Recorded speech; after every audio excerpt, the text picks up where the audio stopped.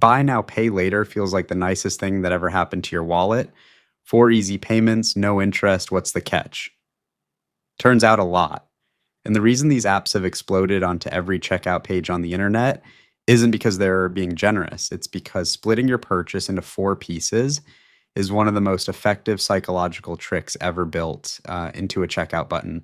Let's break down exactly how it works and why it's costing people way more than they think. I'm not saying every single buy now, pay later purchase is a disaster. Sometimes it's genuinely fine.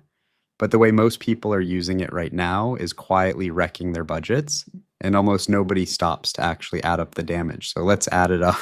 Here's the first thing these apps are counting on.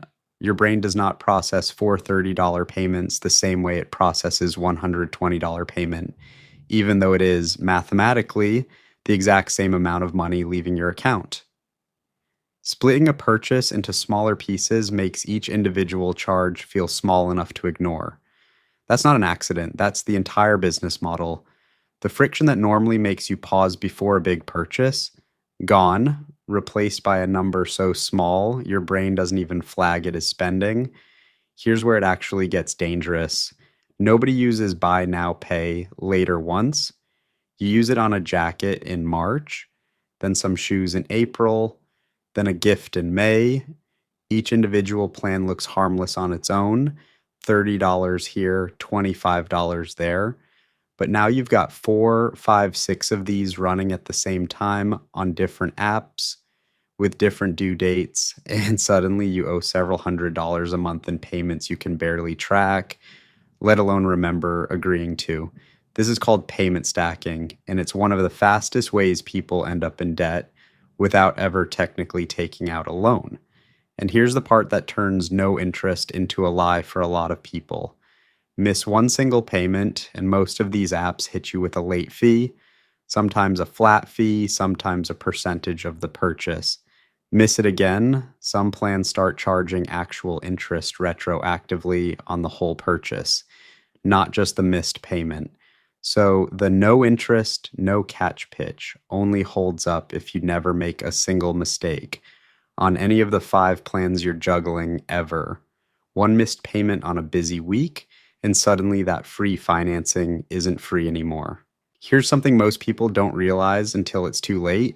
Newer buy now, pay later usage is increasingly being reported to credit bureaus. That means missed payments here can actually hurt your credit score the same way a missed credit card payment would, except a lot of people using these apps don't think of it as real debt, so they don't treat a missed payment with the same urgency they would a real credit card bill. That mismatch, treating it casually while it's being tracked seriously, is exactly how people get blindsided. And there's a deeper problem underneath all of this. Studies on buy now, pay later usage consistently show people spend more per transaction when the payment is split, not less. The lower perceived cost per payment doesn't just make purchases feel smaller, it actually pushes people toward buying more expensive items than they would have paid for outright. The convenience isn't just changing how you pay, it's changing what you buy in the first place. Let's actually add it up. Say you've got 4 active plans running at once, $30, $25, $40, and $20, all bi-weekly. That's $115 every 2 weeks just in buy. Now pay later payments before your actual bills, before groceries, before anything else. Annualized, that's pushing $3,000 a year, moving through these apps. Money that never once felt like $3,000 because it arrived in tiny, forgettable pieces. So here's how to actually use this stuff without it using you. First, never have more than one active plan running at a time. If you're paying off plan 1, don't start plan 2. Second, treat every buy, now pay later purchase like it's coming straight off your debit card today. If you can't afford the full amount right now in one payment, you can't actually afford the item. You're just borrowing your future paycheck to pretend otherwise. Third, if you do use it, set a calendar reminder for every single due date. Don't rely on the app's notification, since a missed payment quietly damages more than just a late fee. Buy now, pay later isn't evil. It's just built to make spending feel smaller than it is, and it works exactly as intended on almost everyone who uses it without a plan. The moment you start tracking the total instead of the individual payment, the whole illusion falls apart. And that's exactly the point where you take the control back. If you want a simple way to track exactly what you've got running across all these apps in one place, I've got something for that.